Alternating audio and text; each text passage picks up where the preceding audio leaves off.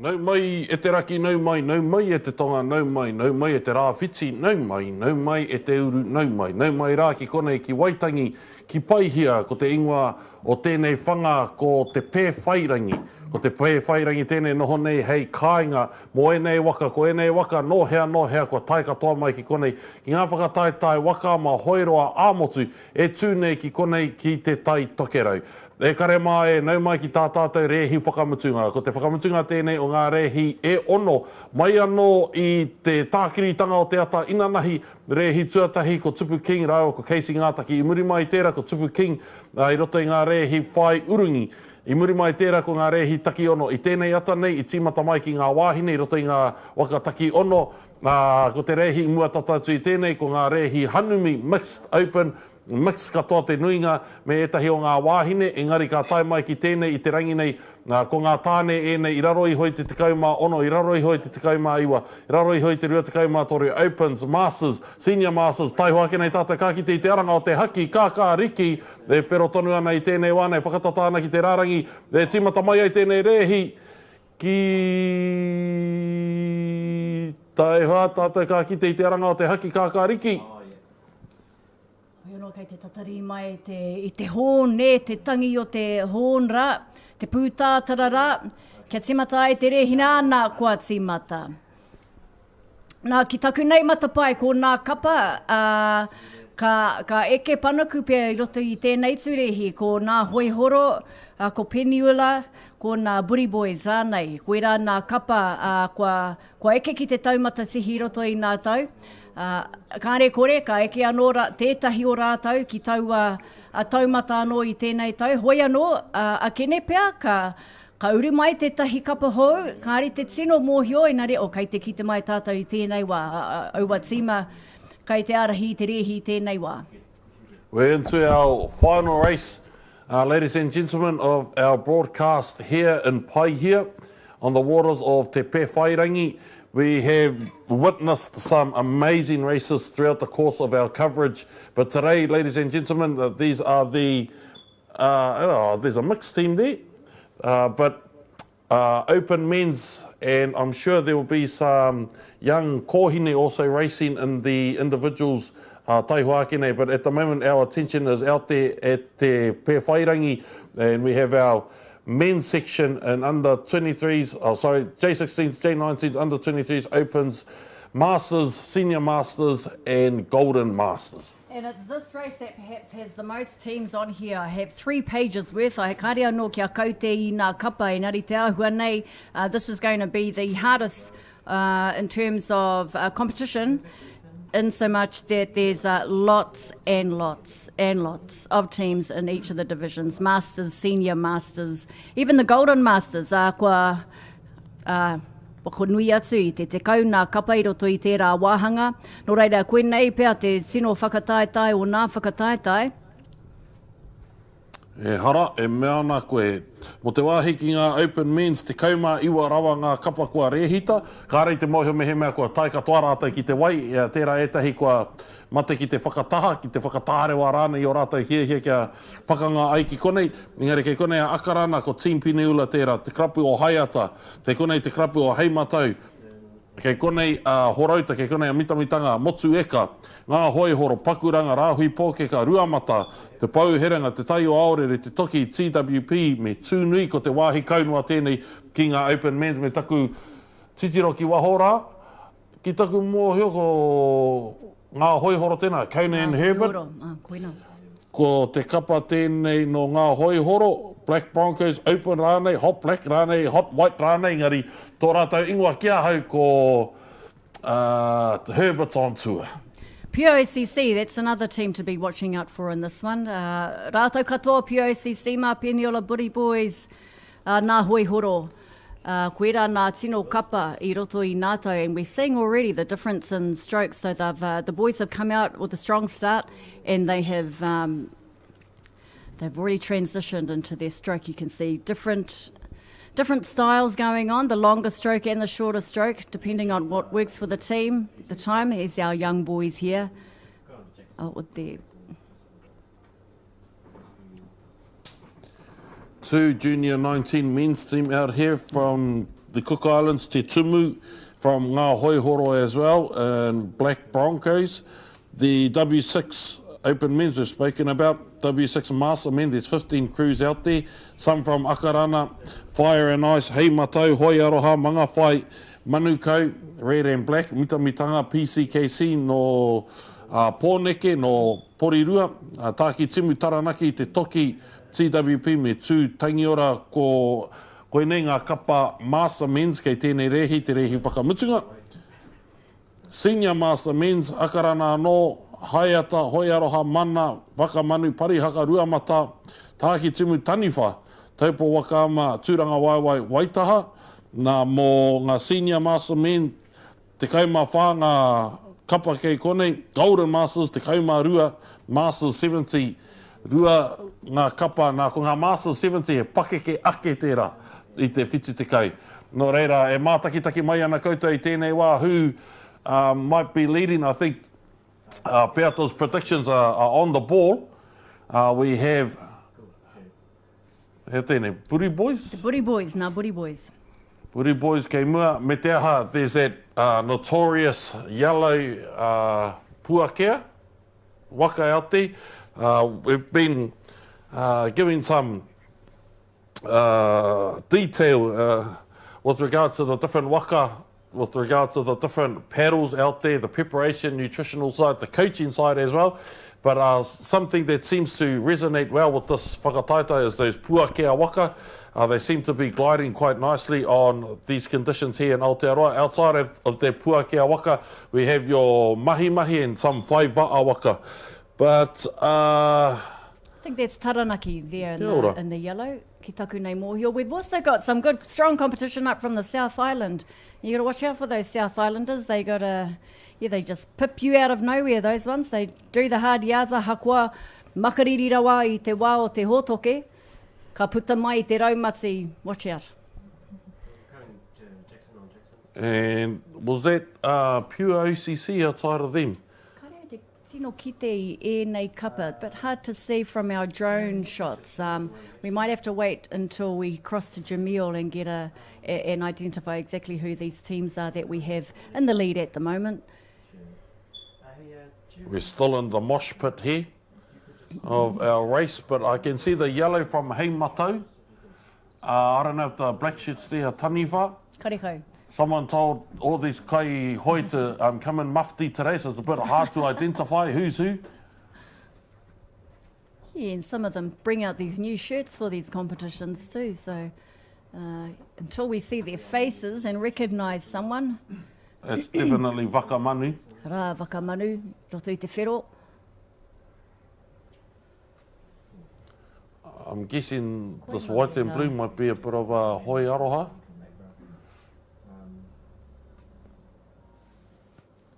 Mitamitanga, this red, tutukaka.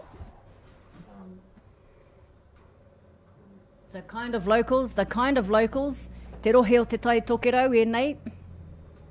Instead of just following their rugby colours, ne? just keep on their rugby colours, just keep it tribal. Hey.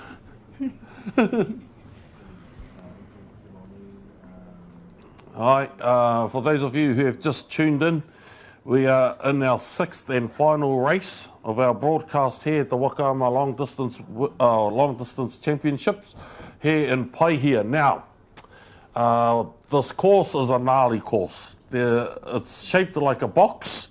One side is 8K, and the other side is 8K, and then there's ahua tapa whāroa, te ahua. Oh, no, sorry, 4K each 4K each side. And then ahua tapa whāroa te ahua, and then they have to do that route 3 times. And we've been fortunate to commentate 3 races already that have done that. I feel like I've raced 3 races today. And so those usually make about 2 hours. So we'll be looking at about the 2-hour mark when it comes to these men, hoping for a bit of a faster time, but just to get a better understanding of what's happening out there on the water. Ka whakawhiti atu tātou ki a Jamel I tēnei wānei. Ko ia tō tātou, o tātou ringa me o tātou waiwai, kei wahora kei we moana. Te Waka motu. Kia ora tātou, so we're back live again with you. We've just started our next race and it's our Premier Men's. We also got another race coming, which is our Masters, and our Juniors are coming in soon. So at the moment we've got me kia ana te tira o te kākahi, ngā pūru o ngā pūru. So at the moment, whānau, we've got the elite of the elite right now. We're just starting and we've got our first lead, and it seems to be the Butties team. They're just pushing in front at the moment, and also right there battling it out is Piniola and Ngā Hui Horo from Pawaringa. So it should be good action today, whānau. We finally got to the big guns, if you want to say that. We're just starting, so once we get into the surf leg, you'll see a clinic happening right here and right now. So stay tuned, whānau, to all the action about to come to you. Kia ora. Tēnā koe, Jamil. I ngā kōrero ko koe, te mea e tata ana ki ngā rehi. Very fortunate to have the capacity of having a roaming reporter out there. Now we have another division. It must be mehemea e rua anake. This is our Golden 70s. Ai, nau kau mātua e nei. Okay, kone Uncle Malcolm. Tēnā koe. E tahi o ngā kaumātua ko te kaitaraua pahi tēnei o Ruamata.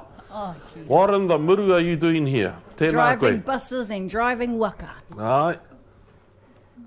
So I think we have 11 competitors in the Golden Mixed Master. Toko rua rātou no te krapu tariwha rā rātou. Yes, that is taniwha, I can confirm. With Filippo, that's my hero steerer, Mataya, Filippo. See that old fella there at the back with the yellow pōtai? Ko ia te tino o nā kaiurini kia au nei. Tēnā koe matua.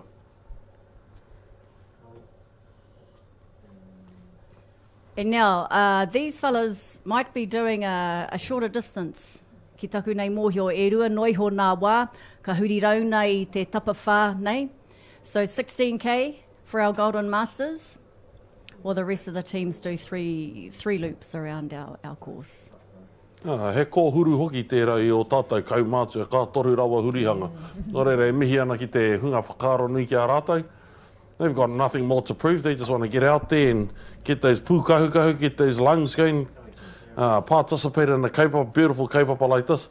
I don't know if our Joan is catching our marae at the moment, our studio today. We're very fortunate to have our studio based here at Te Tī Marae, here in Waitangi. Koe kei roto ahua uaua te pānui koe wikitori ana I tēnei wāna, engari, I karewi think ko mai. tā Jamil ko POCC tētahi o wenei ne?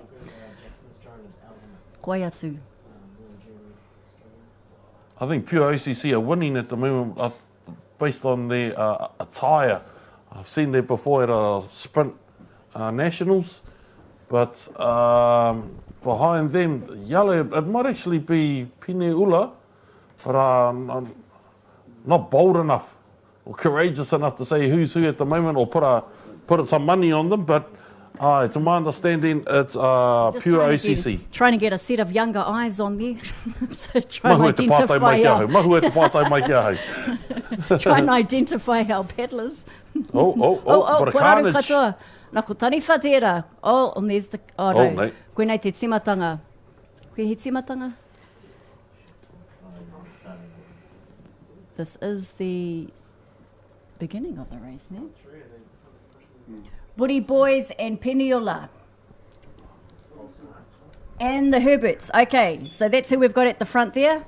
Just to confirm on that last rate, the Woody Boys, Peniola and the Herberts. Rā nā kapa e toru e arahi ana I te rehi I tēnei wā. As I predicted. Tēnā koe, tūranga kō, e homai nei I ngā ingoa ki ēnei kapa. Ai, kātahi anō ka puta. We're very fortunate for someone who actually knows who's who. Tūranga kē tēnā koe. And it seems like they've sort of pushed away. They've pushed away from the rest of the mob when it comes to this open men's section. Not only are they wanting to show their wares, show the training that they've been doing, but they also wanted to go home with a gold medal. Why? Because their gold medal is going to contribute to either another gold medal, silver medal or bronze medal when it comes to the sprints in January. So to be able to have some understanding of who your competition is before January, it's a good time to come here and see who might be some of your closest competitors once it comes to the sprints. But it's a different game in itself. But at the moment we have the Buri boys from Te Waiariki, some of their kaihoi from Rotorua, some from Tauranga, and their team is a team that was put together to commemorate one of their kaihoi i riro, i roto i tētahi āwhānui, nōna e hoi ana, nō reira. Anei ana hoa, kua hoki mai ki te whakatairanga i tōna mana.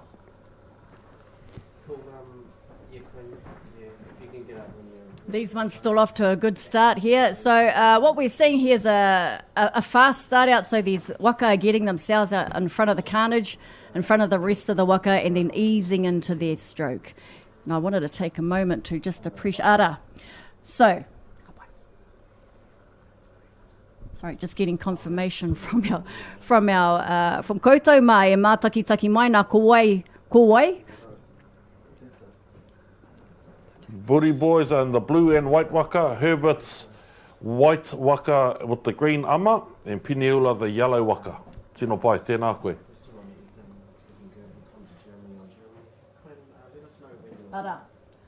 They are neck and neck at the moment.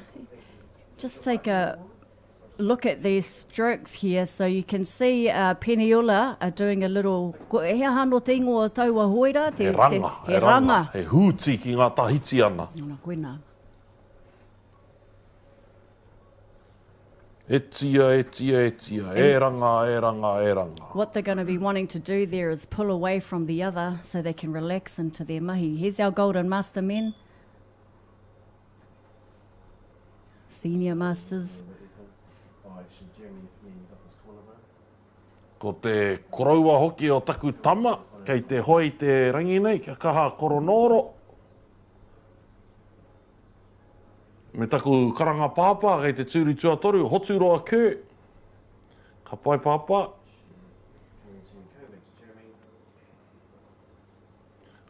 Taking a bit of a lead there, Pineula, in the Puakea waka. Seems to have some magic in that waka, because that waka seems to be carrying most of our champions throughout the 3 loops of this course. Behind them we have the Buri boys, and outside of them we have Herbert's on tour. Herbert's on tour, a couple that was put together.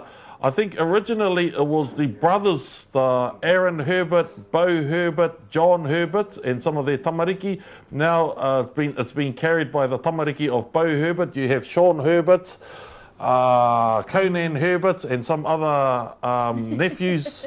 And I wouldn't be surprised if Tupu King's in there, purely because he grew up with those Herberts, and just because he is the man. He is the he-man of Waka Ama. He did 12 Ks yesterday, and he's back out there today. Te manukau, ko manukau tēnei kapa e hoi mai nā. Another strong team. I believe that's their Masters team.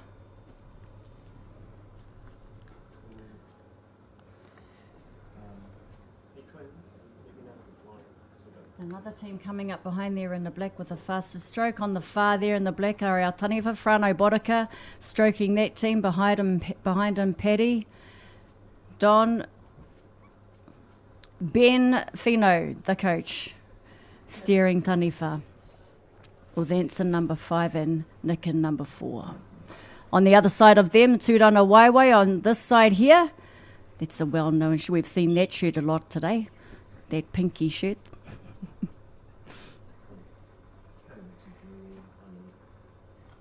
Pineula again, but it seems like that's our POCC, ai koera. Now let's just take a moment now here to see the different strokes. They're taking on a new strategy. So I saw earlier the boys were doing their longer stroke. They've picked it up a little bit, but still keeping that nice long stroke through the water. And it seems to have got their nose out just in front of the Pineula boys. And someone has also highlighted that the waka the Herbert's on tour in, that's also a puakea waka. So, yeah, it shows that there's some jet fuel in those waka. There's some jet fuel hidden in those waka as they were shipped to Aotearoa. But there's Sean Herbert in seat number 2. Imagine that's Conan steering. And then we have Peniula coming around that boy. Peata has made mention of these turns. The reason why she makes mention of these turns is that you're trying your best to have the pure distance of these races. If it's 14 Ks, you're going to try and make it 14 Ks, or you're going to try and find ways to make it shorter. There are some crews that have been paddling another K out from that buoy just to be able to maintain that speed. But imagine adding another K to the distance already. So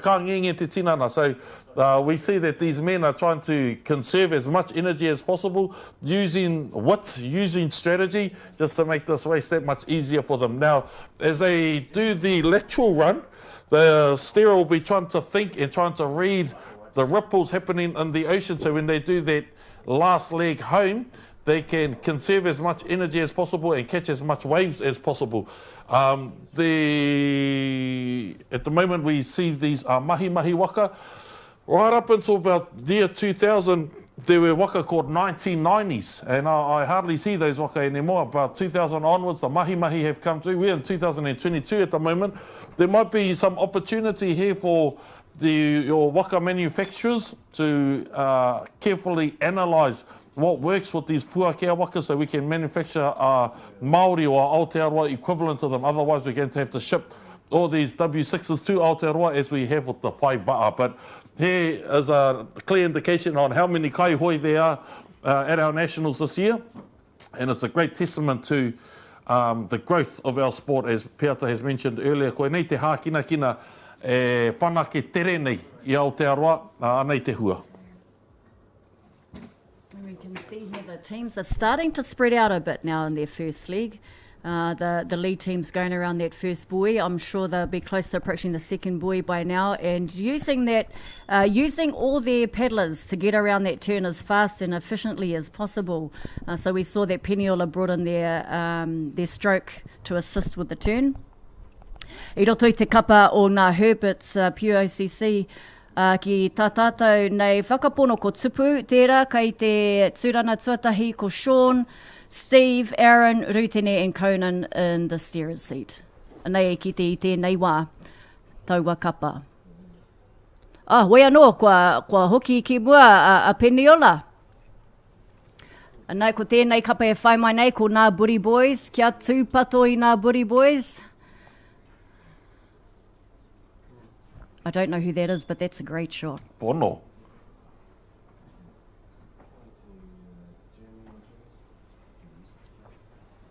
Buri Boys, no te Bay of Plenty.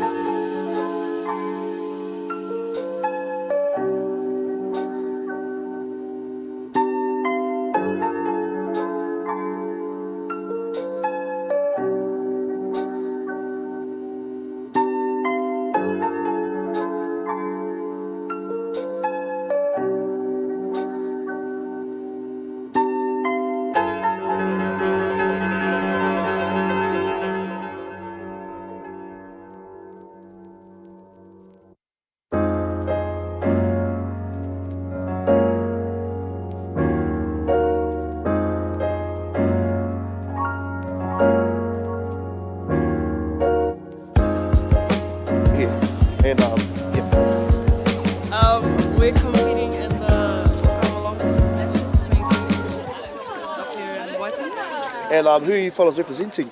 Akarana. And are you fellas new to this competition, or are you fellas a bit of experts, or what's the go? Yeah, we've been paddling for a couple of years. I think this might be my third long distance nationals. Third or fourth, yeah. Nice. And what's the longest distance you've done in terms of like single Waka Ama row or whatever? Oh, it depends. For race, maybe like 14, 16. Yeah, but 6 men. For trainings are different. Training you go longer than what you race. Holy. So what's like the go-to strategy if the wind was blowing into you? Is there like a bit of a strategy, or what's your go-to? Yeah. Just go as hard as you can. Yeah, go as hard as you can. Yeah. Oh, I mean, well, that was all. And any last words to our audience or to your bros or whatever? Hey fam. Cheers, thank you, fellas. Kia ora.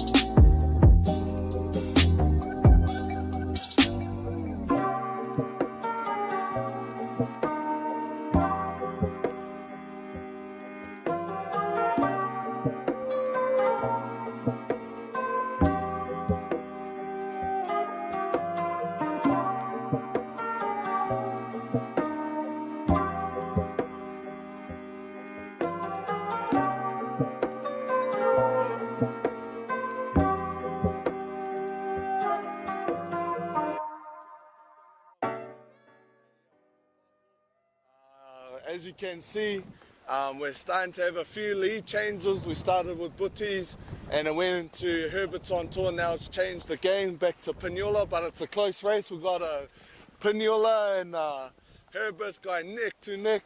So watch out, whānau. It's going to be a good race.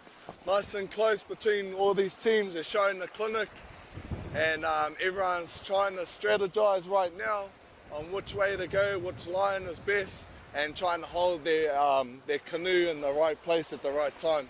Right now, we have Herbert's just pulling in, starting to pull the Pinula boys in right now. Seems to be a bit of different strategies going on. Herbert's on tour, seem to be gaining on the surf. Pinula's just holding in, and then once they hit the headwind, they're pulling everyone back on the headwind. At the moment, you're seeing the best of the best, whānau. We call them te tio te kākahi, all the elites.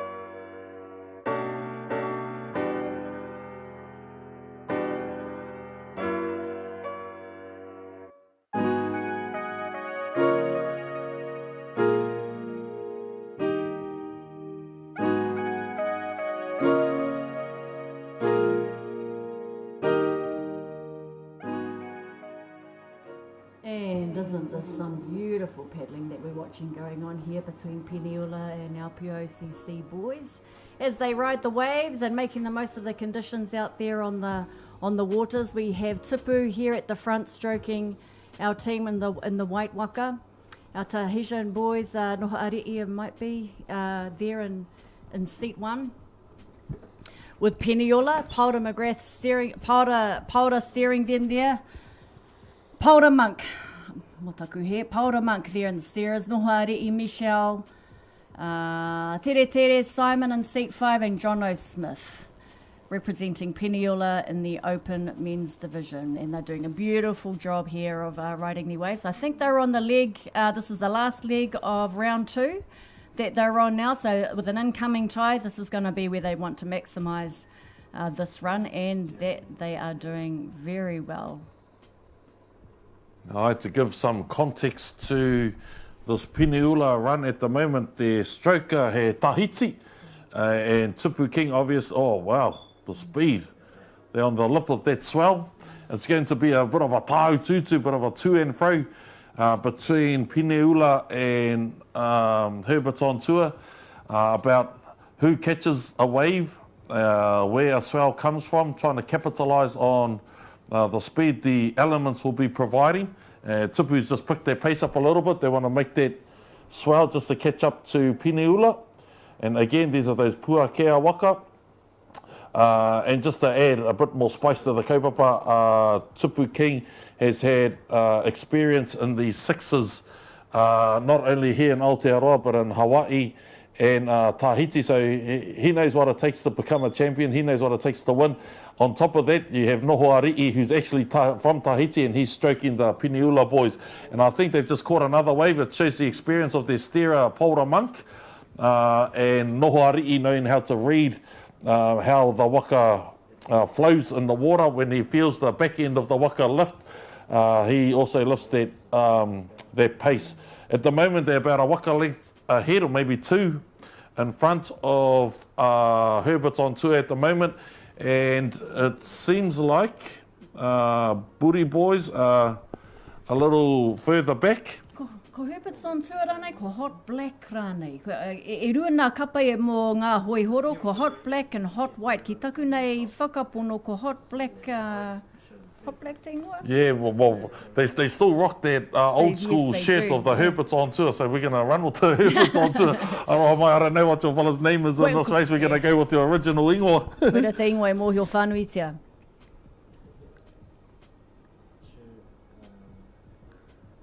It's a beautiful example of how to read the water and react. All right, we've just been told that he who is stroking Peniula is actually Michelle. Michelle, nea ko Michelle. Michelle Arai. Tangata toki anō ngā Tahiti ana, koe nei ngā All Blacks o te Waka Ama i Tahiti. Ko tātou, ko ngā All Blacks te pi oro me te ene oro o te ao o Aotearoa, engari i Tahiti ko te Waka Ama ke. So I think they have 2 kaihoi from Tahiti in their waka, and it just goes to show you how much 2, I don't want to say ringans, but 2 Tahiti paddlers can contribute to a win. And we have Buri boys here. Now this is a team full of a whole lot of champion W1 paddlers. We've got Paul Rosendale there steering at the back. Jean Scherzer. Jean Scherzer, he's in there. Can't see which seat he's sitting in at the moment. Is seat 5, Near we've seat been 5. told. But the thing that that is brought to my attention, not only are these kaihoi exceptional paddlers, but it's the development of waka for me. The whole puakea waka, holy hell. Wait. Excuse the foul language, but that speed is something to be marvelled. And they're just riding these swells like a cowboy rides a bull.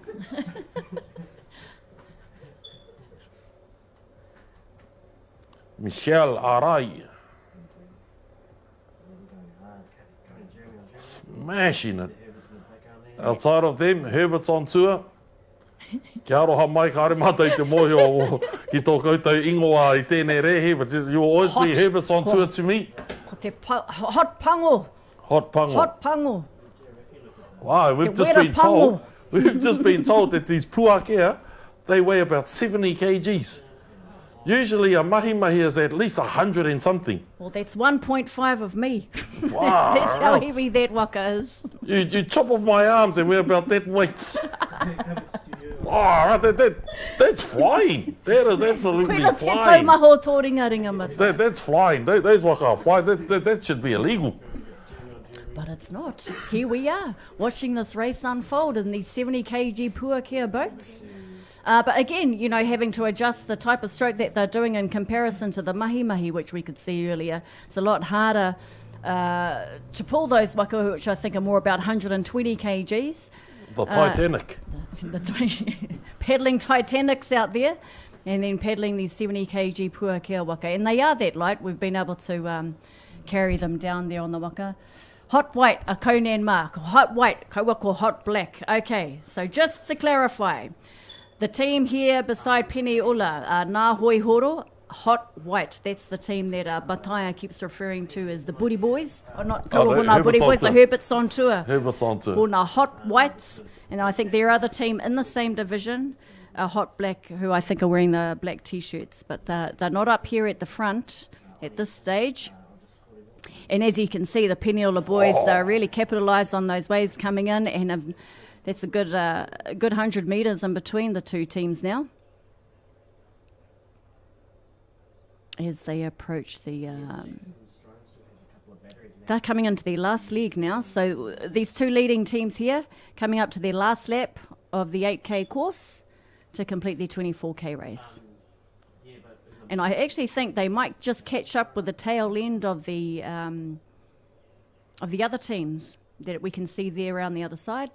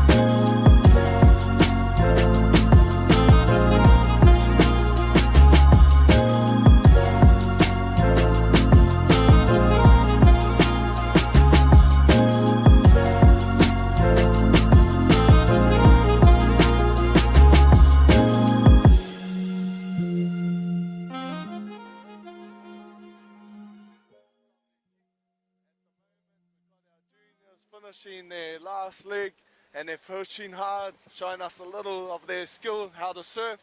The Kotuku boys have been together for a while now. They've been brothers in arms and been competing in the world, so now they are sticking together and finishing strong.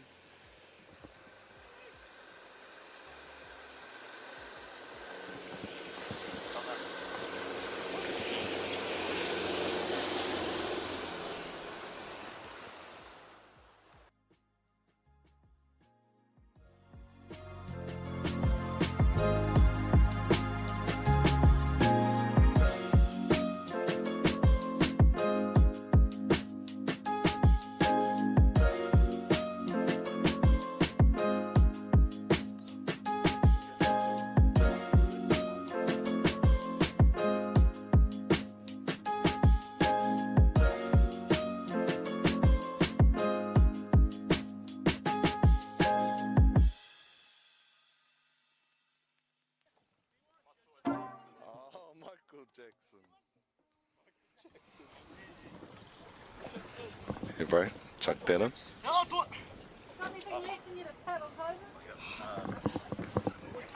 Toa, we're gonna do an interview, bro. Oh wait, let me put my hat on. Only J1910 to be in this race. Fix your hair, boys.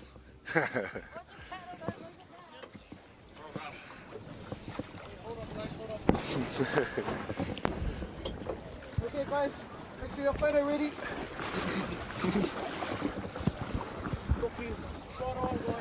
Jackson, eh? Jackson. Yeah, Jackson. Try and get my jaw. Oh, Michael. Jackson. Run up in the sea. Oh, This I'll is do it. our, this is what's your our name, cousin? interviewee. Briefing in English, please. Yeah, all good, cousin. Kia ora tātou, nei mai hoki mai ki tō mātou nei uiui e tēnei wā. We've got our juniors, Kotuku boys that have just finished and gained gold at the moment. They made it look pretty easy. I don't see anyone else in your fellas' target. So how was that, Elijah? Oh yeah, it was good. Good race out there. Nice to see a lot of crews out there, you know, going at it. But yeah, it was very challenging for us today. We pushed through. Did you have a plan for the start and the finish, or just... Yeah, the plan was to go out, go hard, get out the box early and finish. Give it all you got. Nice. How's do you want any shout outs to the whānau? Yeah, I'd like to shout out my mum, my dad. Thank you for getting me here. My team. I'd like to thank my team for making this happen for today, and my coach and manager. Nice. And you sponsored from JBL? Oh, sponsored to shout out to JBL. Working us up with the speaker. Got another one on land, so malo. Nice. All right. Congratulations, boys. Get back into shore and have a big kai, eh? Yeah, thank you. And ka kite. Ka kite. Ka kite, boys, nice work.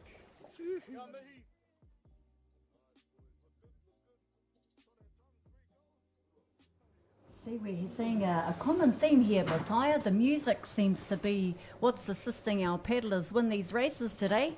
We had our singles paddlers with their J Beats headphones, and now we've got our junior boys with their speaker, their sponsored speaker, on their waka. All right. To help them get out of their minds, get out of their te whare whakaaro. Kia whai wāhi ai rātou ki te whakaaro ki kaupapa ke atu, kia kore ai a warea ki ngā uauatanga. But they come in, our crews are coming up to the second to last turn before they make their way home. They've been out there for an hour, 30 minutes.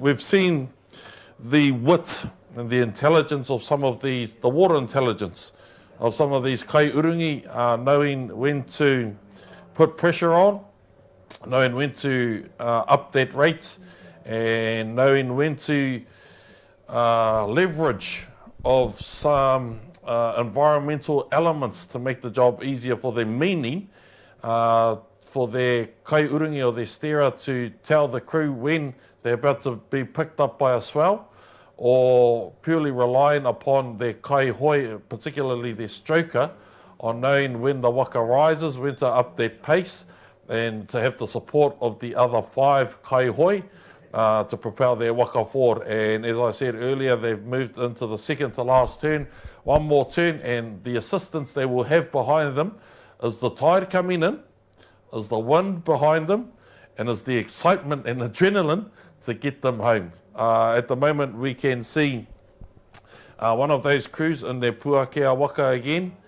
I think this is Hot white. Or Herbert's on tour. Their stroker being the Tipu King, behind them Sean Herbert. We have Conan Herbert as their steersman. This is a practice of mana moanatanga. Not mana whenuatanga, mana moanatanga. These are their waters, and they want to showcase their prowess when it comes to understanding Waka Ama and understanding this area.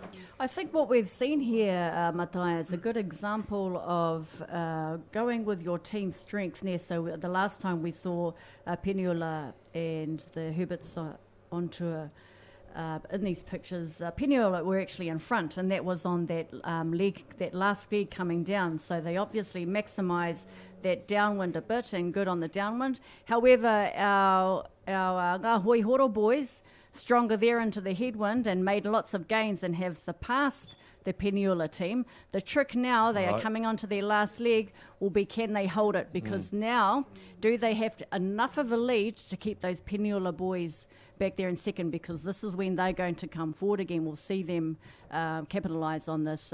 It's an incoming tide too. And here they are in their last turn. And I don't mean to cast shade upon anyone else, but the opportunity to either lap, or sorry, that wasn't the last turn, but to catch up to these crews who are yet to do another turn, or these might be some of those crews who will be finishing their second lap here. But as you can see, that gap between Hot White and Peniola is widening.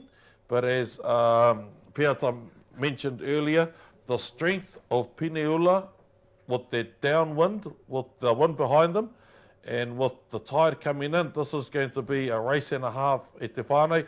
Can Herbert's on tour, or can Team Hot White maintain their lead? We're into the last turn. They've done their last turn. They're on their way home.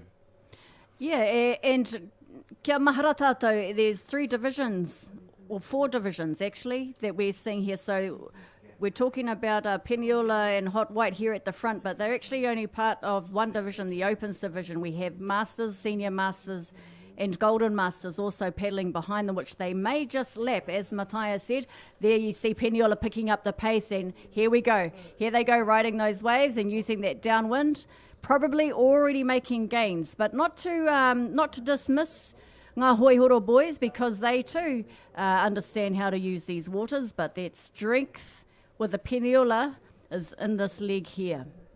And in the Herbert's on tour waka, or the Hot White waka, looked like one of their paddlers had to bail some water. We've spoken about the drag that extra water has in these waka, so that meant one of their paddlers had to stop paddling to bail water. They're going to try and find any means to make their waka lighter, to be able to catch those waves easier. But we're here, our kai kamera here is Ethan. He catches that last leg of this course, and our matatopa makes its way back out to Te Pē Whairangi as we watch the race, or the chase, by Peniola of the boys from Pawarenga, the Herbert's on tour, or Hot White. I think that gap is starting to close. Oh, I think these are this might be the back end race, of the other race. As we pan out, koutou e ahua kaumātua ana ngā whatu, ka haere pei te kite i ngā waka nei. But the battle will be here in Peniola. Peniola were chasing. I'd like to see where Herbert's on tour are, but Peniola were chasing. They in sight at the moment behind them. It seems like it's that other puakea waka. Booty Boys, that's Booty Boys coming in third. Yeah, not too far behind actually. So they've managed to keep fairly close to our 2 leading teams, and beside them, I can't make out who that is. That might be one of our Masters teams actually coming up in the red boat beside the Booty Boys. Can't tell at this stage, but here we have Ngā Hoi Horo trying to maintain their lead as they finish off the last 4Ks of this race. Koe mā rātou i roto I te waka whirora.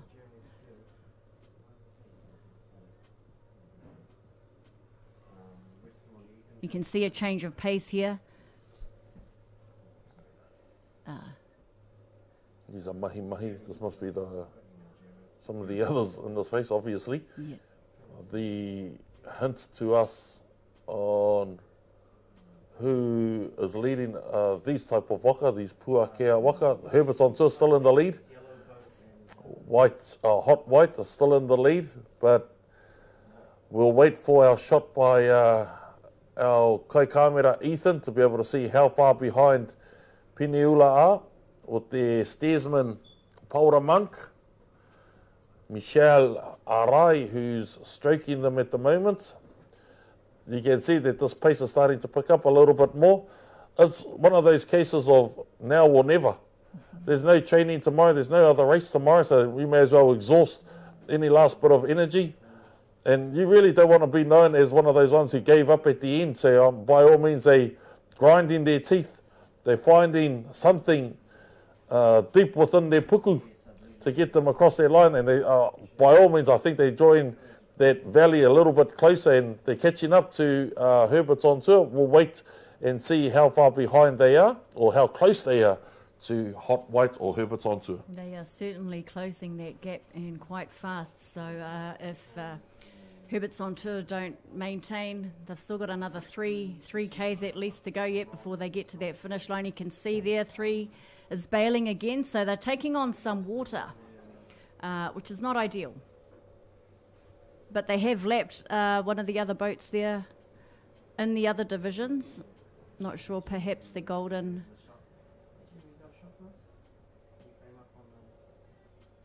I wonder what the discussions are on that waka at the moment. Let's just take it easy for now, or let's just smash it. Let's catch whatever wave we have. Let's conserve our energy for that last K, just in case. But I'd also love to know, be a fly on the wall with regards to what's happening in their Piniula waka. I don't know whether the words will be encouraging or cursing, but you're going to try and pull anything out of anywhere to catch up to Herbert's on tour to be able to take their gold medal home. Here we are again, Herbert's on tour, or in this race they called Hot White. Tupuria King, he's in the front there, absolutely composed. You would have known he's done 3 races already over the past couple of days, 2 in a single, and here he is in Puakea Waka. I've been told these Puakea Waka, the mechanics and the engineering and the resources to be able to make a Puakea Waka is second to none. And the price of them are actually an arm and a leg at about the 30K mark. So it is hoped that more crews find some finance, some pūtea to be able to import more of these waka. Otherwise, you're going to be in these mahi-mahi waka that are a bit of a struggle to pull through the water. And when it comes to investment and training and all that, you can train the house down. But if you don't have the appropriate resources to be able to win, wairua toa, unfortunately, you're not going to be in their top echelon. But here we are at the moment. Piniula, I'm waiting for that side shot, just to be able to give a clearer indication on how far behind Piniula are from White Hot or Herbert's on tour. Hot White, motaku he. Kei te kōrero Māori koe. Hablo español. You're just watching Tipu there and his, I was talking before when he was on the camera, watching his style, and I wish I looked like that Matai when I was out on the water. I don't look anything like that. You do but better. It's so composed and beautiful to watch. They actually have it, I think they've widened the gap, our boys from Piniula. So they've managed to maintain their lead at this stage. And I think if Piniula are going to catch up now, it's going to be hard. It's going to be hard. But again, hard to tell until we get that side shot from the brother Ethan. When you're ready, Bala. Anytime now. The suspense.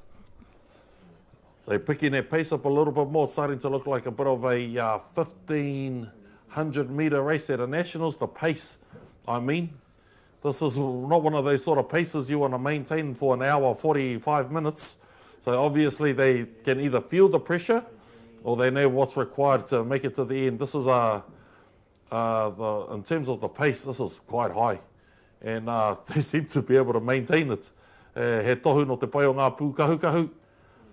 They definitely ate their wheat bix this morning. Yes, they did. Their wheaty piki and their porridge. No doubt Conan will be turning around, just making sure they're maintaining that lead. Otherwise, he'll be giving them instructions to push again. They don't want to be caught by Peniula at this stage when they've got such a good lead. As the drone makes its way out, if this is Peniula. Ko Peniula tēnei. Yeah, it's going to be hard to reel Herbert's on tour back in. Passing the Waitangi grounds as Peniula make their way home. It was a battle and a half from the outset, and then it came down to stamina, endurance, know-how. Those are the ones from Buri Boys. Buri Boys, we have in there Narara Bury, Dave Cameron, Eric Holland Wooderson, Jared Itty, Paul Rosendale, and Jorn Scherzer. All top paddlers. E hoa mā. Narara was the one who pipped Tipu King at the end in the second race yesterday, the righted OC1 race, but that was off a fatigued Tipu as he won the rudderless 14k race a little bit before that righted race. Here we are with the Herberts on tour. I think they're too far ahead. And I don't know if it's a mental game or not, but I don't know whether Conan would actually tell that information or pass on that information to his kaihoi, how far ahead they are. I know I would, as a steerer. I'll be telling my girls to hurry up if they were gaining on us. At this point, and especially knowing that's the strength of the Peniula team, is in this leg, I know I would be riding them, but at this point he could be quite relaxed because by the looks of it, his team are running beautifully.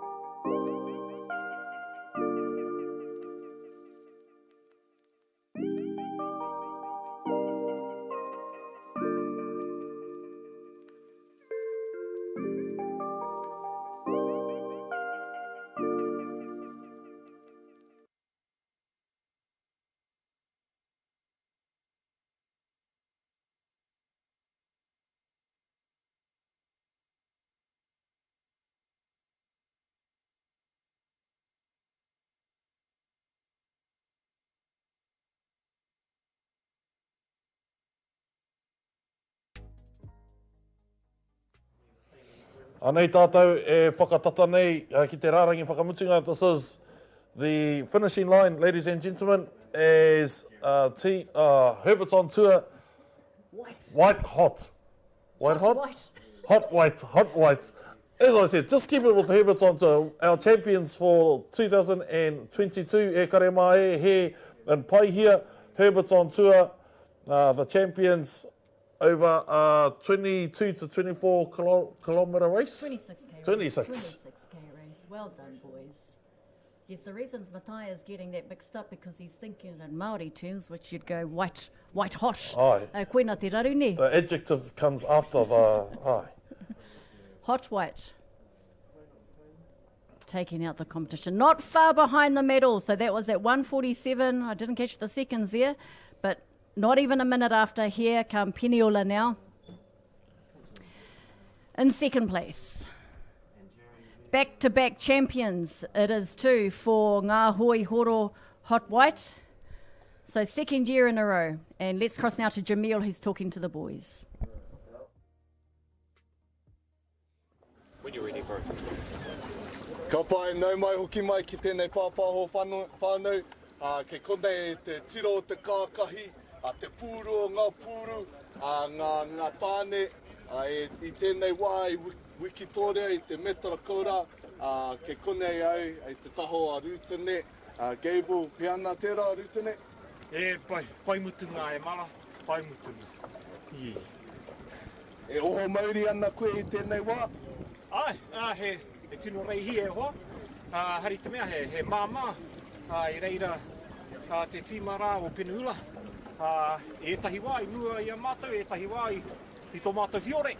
Hoi anō, mā te kotahi pēo o te hoi, o te wai hoi, mātou i eke ai, i te rānei. Tika ki te mātou ngā pakanga ki a kaurua tahi, oti rā ko Butties hoki, wa nei rā koutou i tēnei wā i Wikitoria, no reira e mi tēnei ka koutou katoa. He kōrero mutunga mo tō whānau hoki? Ai, e me mihi ka tika ki o mātou whānau, ngā hoaranga tira, ngā tamariki e kātou tokana mātou, i roto i tēnei hākina no reira. I te nuinga o te wai, e whakapau kahana mō rātou. Ai. No reira, he mihi nui kia koutou katoa. Herbert's on tour. Congratulations, boys. Go back home and rest, boys. Me mahi. Go interview the other team too, bro. Ai, tikana kia mihi ki taua kapa. Herbert's on tour, the hot white team, the winners, champions for the Open Division of the Men's 2022. Back-to-back, they took it out in Picton last year at the Long Distance Nationals and followed closely behind them Peniola. Peniola giving them a good run for their money, actually passing them at a few stages of the race, so they did well. They did well to hold on, coming in not even a minute behind them. Now, we still have other divisions out there racing e Homa, so we're still waiting for our first placings for the senior master mixer senior master men, the golden men, and our masters, which I believe aren't too far behind the boys, so hopefully we'll see them coming in shortly. Ai, hira rawa atu te mātakitaki i tērā rehe whakamutunga was within 1 minute. The difference between Herbert's on tour and those of Peniola. Great display of what the Open Men's here in Aotearoa can provide. And it is hoped that they stick together, not only for the purpose of the Sprint Nationals in Karapiro in January, but for potential long-distance races internationally. Be that in Rarotonga for the Heiva, the Hawaii Nui in Tahiti, or the Molokai in Hawaii. But let's go back, let's cut back to Jamil, who is speaking to some others who have just crossed the line. Back up, bro, please! Yeah. Stop trying to ignore me, Tere. Tell me when, bud. Ka pai tātou, ko hoki mai ki tēnei pāpaho anō, kei konei te tīma, e whiwhi te metara hiriwa, ko Piniola Akaranga tērā. At the moment I'm here with Tere. How was that, Tere? It was intense, Pretty good racing with the brothers, Herberts and the Butzy boys. Yeah, technical race, but gangster, eh? Nice. I seen you fellas had a few lead changes there. What did you fellas change to pick them up or get ahead of them? Technique, eh? Feeling as well with the surf. Fortunately, it didn't work on the last one, but the brothers are happy, proud. We all worked hard, eh? That's just racing, it's mean. Any last words for the whānau? Yeah, thanks for all the support. And all praise to God and Costa for blessing us through the race as well. And yeah, maruru kia ora ana me taki maata. Kia ora, e mi tēnei kia koe, ai tika mihi tēnei ki tō mātou nei tama e hinga i te rau, i te pōnei anō reira, haere, hoki mai kia tātou, e mi tēnei ki te whānau, o Piniola, Mean Brothers. Thanks, brothers. Shot Tere. Shot boys. Ki mai ki tā tātou pāpāhotanga Piniula there. Unfortunately, they're going to have to go home with a silver. The unfortunate thing about it is it was within a minute. You have 26 kilometres to try and chase down your opponent, and it came down to a minute. They're going to have to take it back to the whiteboard, find some areas to improve. But that's all part and parcel of this hākinakina. It's about looking beyond the race. It's about the coming together of your boys, sweating te whakaheke tōtā mo te kaupapa, te haere mai ki te whakatairanga i tō karaputanga, me te hauoratanga no rere mihi ake ana ki a rātou. We take a look back out to Te Pē Whairangi as we watch the rest of the waka cross their finishing line, and I think this is another hot team. A hot black. Koena I te kapa Herberts on tour, black. Hot black. Now, so again, with a team competing in the same division, these are also open men from the same club. And this possibly could be our Golden Master men coming through now.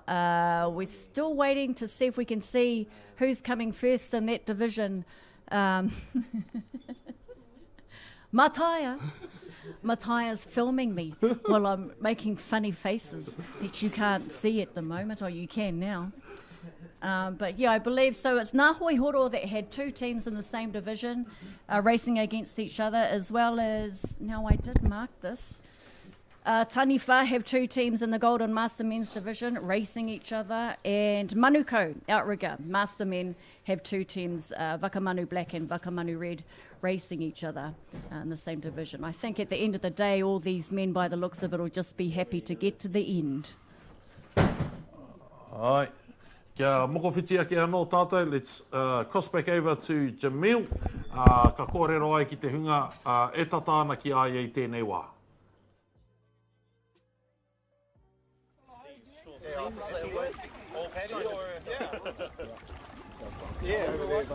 Right? Do it. Do a bit of continuity, before we get started with the interview. Kengi. Tell me when, buddy. Sweet, bro. Kia ora tātou.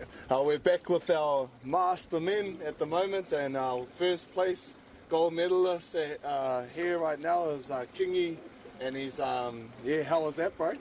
Bro, me, tino hari mātou, ki mua ngā rangatahi, ki muri ngā rangatahi, tino hari. Mihi kia koe, bro. Oho mauri tēnei wā. I see your sense of relief because now you can go back to work. Yeah, ngā mihi nui. Ngā mihi nui ki te boys. Kia ora, boys. All the boys, Rudy, Paddy, Kisi, Fabes, and our senior master in the front there, bro, Chase Ashford. So, yeah, ngā mihi. Kōrero out to the whānau. Thank you for tuning in.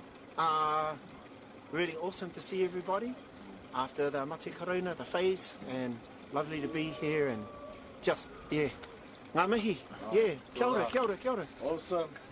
There's our champions for the Masters team. Ngā mihi to our team Piniola. Still young, yeah, as 18. Yeah. Go get a beer, boys. Very good. Kia ora. Thanks, champion. That was Kingy Gilbert there having a bit of a pahu because he's beating those Opens boys coming in behind him. They didn't even look tired to me, Mathai. I'm definitely tired. How not? Just one in-house kōrero. Peniula nearly didn't have a team. Kingy Gilbert is our producer, and he was too worried about our broadcast. He had no faith in our team. So he was going to stay back and not participate in that. We are all very happy. Let us all give him a round of applause there, Karema. We're all very happy that our producer, Kingy Gilbert, will be coming back into the studio as a gold medalist at the National Long Distance National Long Distance. Ngā whakataitai Waka Ama hoeroa e tūnei ki pai hia hei te karanga whanaunga e mihi ana. I think his team will be happier than we are that he jumped in that waka because they weren't going to have a race if he didn't jump in. Hoi anō, ko puta i hutana kapa. Anei e tai mai nei ko tētahi atu kapa ki tētahi atu wāhana a ki taku nei whakapai. Ka rau mōhio ko te hea wāhana e nari no taranaki te tīmara. We still have a lot of waka coming in e Huama. On their last, or their second to last lap. Koetahi o rātou. Taniwha team. Taniwha? No, it's not. Jeez, I can't tell.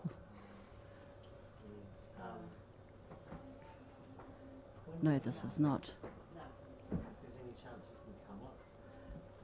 Sorry, I cannot identify this team.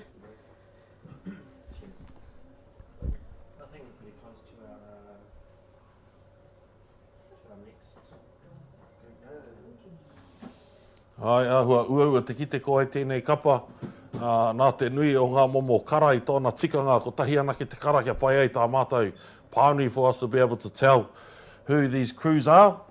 Regardless, what a mammoth effort it has been for a lot of these crews being able to not only make their way here to pai here, but to find the courage to be able to go out into te pē whairangi in these gnarly conditions to contribute to our kaupapa. As Peata has said, there's a quota with regards to how many crews they need on the water to be able to start a race. Nō reira, koutou katoa ngā ringa ngā waiwai I tai ai e tātou katoa tēnei kaupapa e mihi ana. We still have a lot of waka back out there, but put it this way, your interpretation of this race should not rest with solely those who made it to the finish line first, second and third. There are multiple divisions out there. So overall, they may be in 7th place, but they may be in 1st place in their division. So it's not a case of shunning away from these kaihoi. They might still be in 1st place with regards to their division. And we've seen the open men's make it home. These might potentially be masters or even senior masters. Nō reira, kia kaha tonu rā koutou. Me ngā pakanga, I think that's a masters crew here. It's a masters crew. Waka Manu. They also wanting potentially that silver medal because Peniula have gained the gold medal in their division.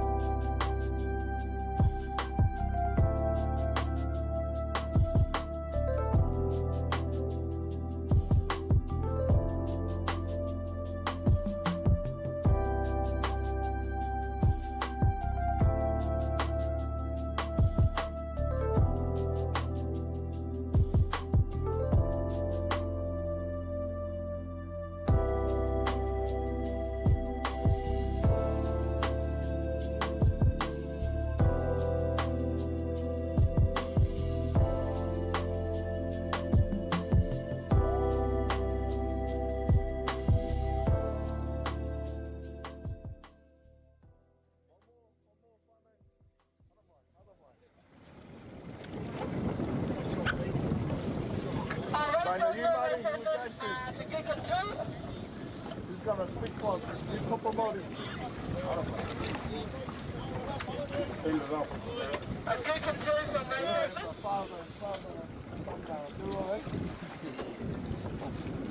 Oh yeah. Good. Better plug that in first.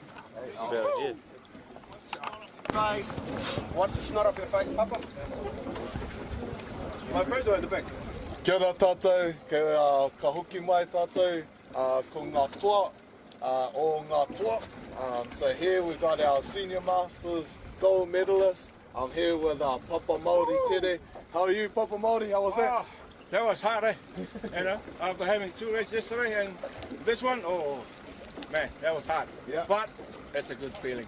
Did you have any battles with any other teams? Yes, we got Turinga Wawa over here and Monica. Nice, Yeah. nice. Yeah. How's the team feeling on the surf league? Oh, the surf leg, we made a game on the surf leg by going upwind. Well, we picked track, but yeah, we managed to keep it in front. Oh, nice. Yeah. Any shout outs to the whānau, Mama Agnes? Hey, hello, wifey. Where you are? Thank you for looking after me. And thank you to the whānau, all the Waka Ama fans. Ka pai. Tu meke hoama. Ngā mihi. Nā koutou katoa, ngā mihi. Team Pinyola whānau mā. Oh, hey! And there we have it. That was Peniola taking out the Senior Master Men's Division. So we had Peniola take out that division, coming second in the Opens and a first in the Masters. So Peniola o ko Pene Kura, kua mōhio tia i nai nei. Ai, mihi ake ana ki ngā kapa katoa. Mai i te rangi tuatahi, ngā rehi takitahi. Takitahi whai urungi, takitahi urungi kore, ka tai ki ngā tamariki wakataki ono. I tēnei atanei, i kitea ngā wakataki ono, te wāhi ki ngā wāhine, hanumi, te wāhi ki ngā tāne, kātahi anō tātou kākite. Ko te Māori ai oku, ka hoki ake anō ki o tātou pūtaketake. Ka mihi ake rā ki te whenua, ka mihi ake rā ki te rangi, ka mihi ake rā ki te tāwharautanga o tā tātou kaupapa. Tēnā kua nei e kare mai kia hoki anō ki te tapu o tua whakarere. Unuhia rā ko te pūtake o ngā kōrero o te wānanga. Unuhia rā ko te hautapu o ngariki i kauwhatatia e tāne te wānanga ki runga ki enei taura, ki runga ki enei tauira. Te koi rā te matapunenga, mai angi te matapui hoiho, mai te rangi ki te whenua, mai te whenua ki te rangi. Koutou, kua whakarauika mai ki tēnei pāpāhotanga. Tēnā koutou, ko whakaata Māori tēnei e mihi nei kia koutou. Tēnā tātou katoa.